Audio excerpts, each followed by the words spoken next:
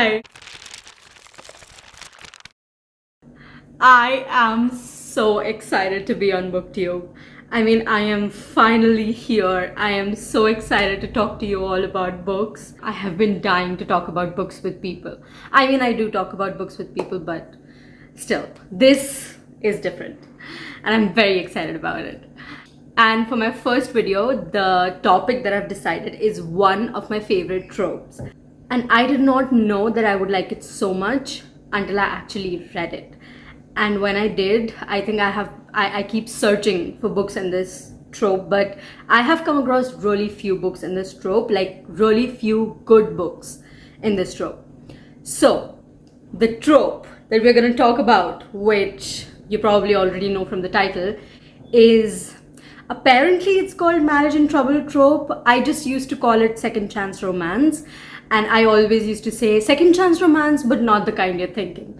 So that is what I'm gonna talk about. It's technically marriage in trouble trope. So I have 3 book recommendations for you, and all of them I adore. But the third one is actually a book that is really, really close to my heart. And it's something that I've never seen anybody recommend. In fact, this author, I have not seen anybody talk about her. So stay tuned for the third one because I think you'll really like it. So the first book in this trope is Love Her or Lose Her by Tessa Bailey. And a lot of you know about this book because it's very famous. The whole series is very famous. I haven't read the third book yet. I have just read Fix Her Up and Love Her or Lose Her. And contrary to popular opinion, I did not like Fix Her Up that much. I like this one better, and I feel like this was more raw. So Love Her or Lose Her is about Rosie and Dominic, who are high school sweethearts, and they were in love and they got married. And their marriage was great until a few years ago. Dominic started withdrawing from the marriage, and lately he has been barely acknowledging her. He has not been paying a lot of attention to her. They barely have sex. Like, I think they have scheduled sex once a week, and there's no chemistry left. There's no sparks. There's just the sex life is explosive, but apart from that, there is nothing. And Rosie realizes that when someone at work flirts with her, and she feels amazing, and she realizes that she hasn't felt this way in a really long time. She hasn't felt appreciated. And so it's Tuesday that day, and so she decides that she is just gonna go home and pack her bags and be done. So she does. She goes home, packs her bag, and she's leaving. And Dominic is really shocked at like what happened, and she tells him that she's done. And that is when Dominic realizes that, oh, okay, she's leaving. So she goes to stay with her friend, and Dominic makes a lot of efforts into getting her back, or even just showing up where she's staying, just so he could check up on her and see her and stuff. And when he asks for another chance to work on their marriage, Rosie agrees on the condition that he will consider couples therapy. And so they go to a couple therapist, and the therapist is very woo-woo and very like hippie. And Rosie is sure that Dominic will just run away after seeing the therapist. But Dominic sticks around, and they go to therapy, and then therapist walks them through a lot of activities every week. And they do these activities, and it's really cute, it's really fun, and it's beautiful to see them, you know, spark their love again. I think that is what I like about second chance romance, marriage in trouble romance so much, that you sort of rekindling the romance that is already there, and the chemistry is already there because their sex is explosive, and it's just the love that they had lost, and they're rekindling it, and it's so beautiful when it comes together.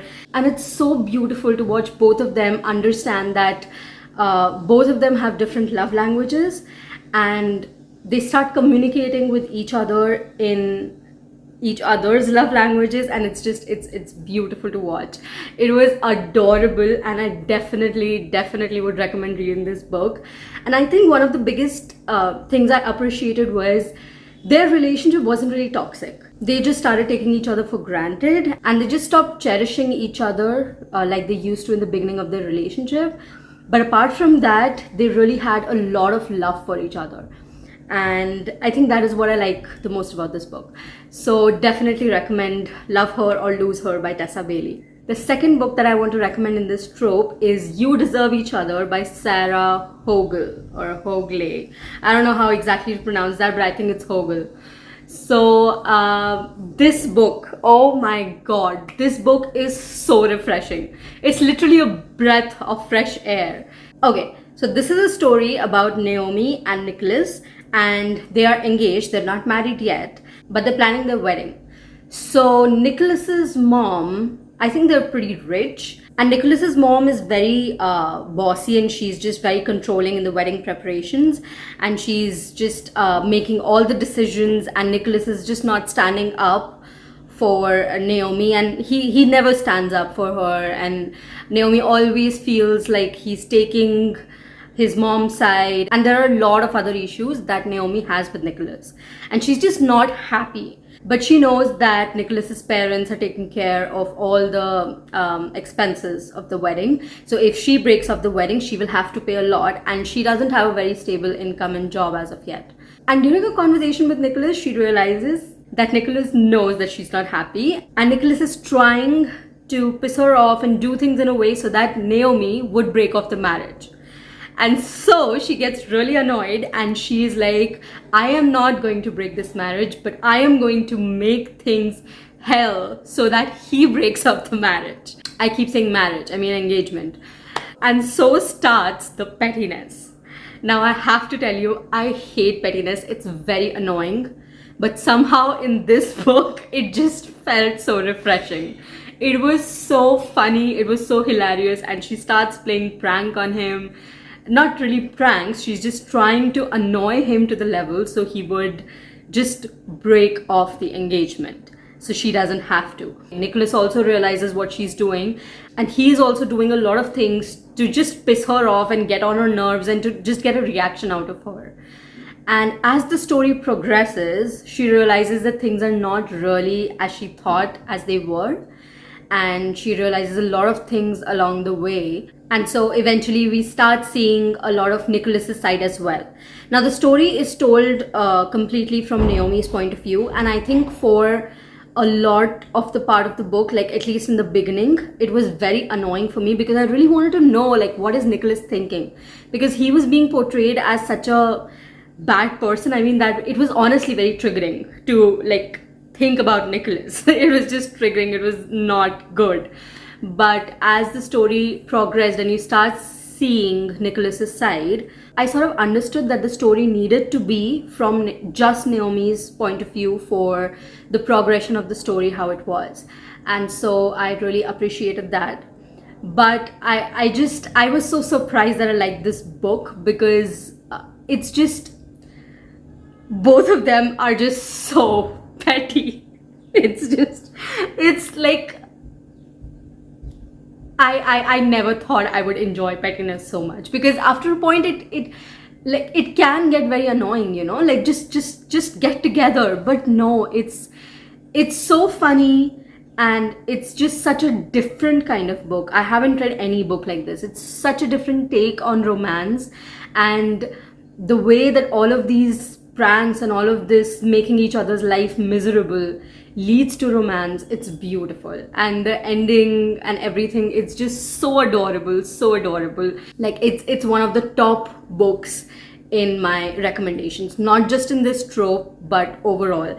It's like second chance romance and marriage in trouble romance with the elements of enemies to lovers. So it's like amazing, because enemies to lovers is also one of my like favorite tropes. So I love that it had all of that and it was just amazing. I would highly recommend you to read this book. Now the third book that you've all been waiting for is Steal by Sawyer Bennett. I have not heard anybody talk about this author, and I know that she's not very famous, but I have the biggest soft corner for her. She is so special to me because she is the reason that I got into reading romance. I have been reading all of my life, but I started reading romance in 2020, and I have been like, I got obsessed. Like I read more than 200 books per year after that, and all of them were romance. And she was the first author that I'd read, and the first book that I read of hers was very spicy. The entire series is very spicy, and I would talk about that in some other video. But the book that I want to talk to you about today is Steel by Sawyer Bennett, and it is part of her Arizona Vengeance hockey series, which is a series of hockey players, and everybody falls in love one after the other. So Steel is a hockey player. He's a senior hockey player. He's been playing for quite some time. He has a wife who he is separated from, and he has a 13 or 14-year-old daughter. And so his wife Ella and he are separated right now, and he's a little lost. And then one day he realizes that his wife is on a date with another man, and that is when his brain is like, I have to do something about this. And so he stalks her on that date and he follows her, and he's like, I need to do something about this. I have to do something about this. And so he goes to visit her and he talks to her, and he makes it very clear in that first conversation that I am going to fight for your love. I am going to fight for our marriage, and I love you, and I'm gonna make up for everything. And he realizes that how selfish he had been and how consumed with his career he had been, that he had neglected his wife, who has been the love of his life since high school. So he begins romancing his wife again, reminding her of the old moments and actually prioritizing her over her career. And it's beautiful to watch. He keeps finding reasons to visit her at her home, to fix something, or to drop their daughter off, pick their daughter up, and he's like, he makes it very clear that I am going to fight for you. I'm gonna make up for everything that I have done, and I'm gonna make you realize that we are it. So after a while she stops dating the other guy, and they start building a bond again, and the story progresses, and then something happens, but obviously they get over it because it's romance, it's happy ending. But the story is adorable. Like, both of them are so adorable. I love their romance, and I think I have read the book 3 times till now, I guess. But it's never enough. It's beautiful, it's so adorable, and it's not very long. It's actually I think 200 to 250 pages. I think that's it. But it's not very long, and it's just adorable. This was actually the first book that I read in this genre, and I just loved it. And I kept searching for books like this, and I think the next book I read was Love Her or Lose Her, and then I read You Deserve Each Other. But yeah, this book has such a special place in my heart. I love it. So please give this a try and let me know how you like it. Other than all 3, there is one more book that I want to talk about, and this book hasn't been released yet, and I don't even know what the name of it is yet, but I'm pretty sure that it is going to be in this trope, and that is the third, I think it's going to be the next book, the third book of Anna Huang's current series, Kings of Sin series, I think. Yeah, it's called Kings of Sin. So the second book is King of Pride, and I think the third book is about the couple Dominic and Alessandra. From whatever has been hinted in King of Wrath and King of Pride so far, I feel like this is going to be this trope, so I'm very excited about it. But yeah, that is it for today. If you liked this video, please give it a thumbs up, and please comment down below if you liked any of these books, or if you have read any of these books and what do you think about them, or if you have any other recommendation for me in this trope. Also, please let me know in comments where you're tuning in from. It's always nice to know. And if you want more conversations around books, book recommendations, romance, non-fiction, thrillers, everything. I talk about everything. I'm also a book editor, so I also make videos around tips and tricks for authors and editors. So if you're interested in that, please subscribe to my channel. And that's it for today, I guess. Yeah, I will see you in my next video. Bye.